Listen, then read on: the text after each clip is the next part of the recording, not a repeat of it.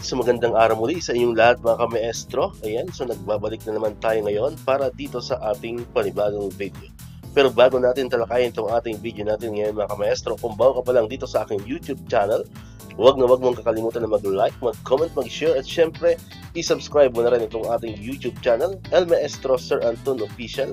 Ulitin ko po, paki-search lamang sa inyong mga Google, sa inyong mga browser, sa inyong mga YouTube ng El Maestro Sir Anton Official at lalabas na po itong ating channel. Pakiclick lamang po ang subscribe button dyan kasi libre lang naman po yan, wala pong bayad yan. And syempre, ang notification bell button, pakiclick na rin po para manonotify kayo. Always updated kayo every time na may mga bago tayong upload na video katulad nito. Alright, so nabanggit ko na kanina kamaestro, meron tayo ngayong panibagong video. Ang video natin ngayon mga maestro ay tungkol pa rin dito sa PBB 2022. Ayan, kung maalala po ninyo kahapon, tayo po ay formal lang naging eligible ang DepEd no, sa PBB 2022. Ayan, so syempre ang sunod na katanungan dyan, kailan ba natin ito makukuha? No? Kasi tayo nga po ay eligible na. Ayan, katulad po ng isa sa mga subscriber natin, ayan, nag-chat siya sa atin. Nandito nakalagay, magandang araw po El Maestro, kailan po kaya ang PBB makukuha ngayong eligible na ang DepEd? Ito naman po yung naging tugon natin sa katanungan ni ma'am. Ayan, hello ma'am, di po natin masabi ang saktong date. Depende po yan sa mga factors like submission and evaluation of Form 1.0, etc.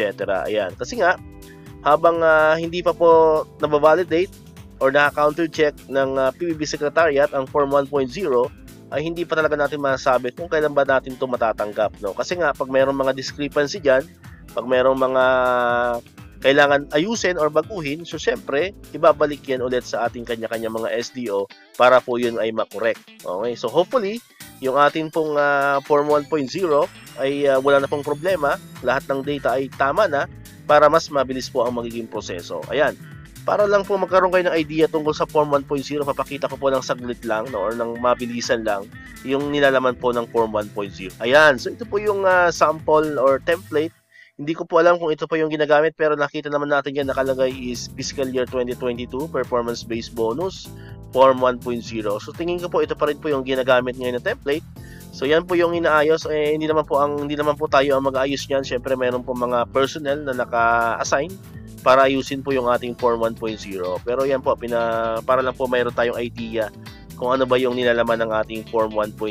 Ayan. So nakalagay diyan yung actual annual salary, ayan, mga ganyan, number of officials employees entitled for the full rate of PBB, kung sino yung mga disqualified, ayan, dyan po nakakalagay yan lahat sa Form 1.0.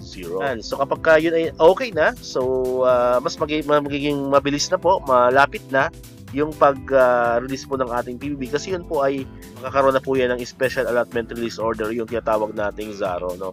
So based po sa mga previous experiences natin, no, kapag naging eligible na po ang DepEd, so usually ang inaantay natin is 2 to 3 months. So hopefully, no, hindi ko naman po sinasabing yun na po talaga. So pwede pa po yung mapabilis or pwedeng malate, no? So depende po yan, no? Pero based po sa mga previous experiences natin, sa naalala ko, no, upon eligibility po ng DepEd, so nakaantay pa tayo ng 2 to 3 months, no?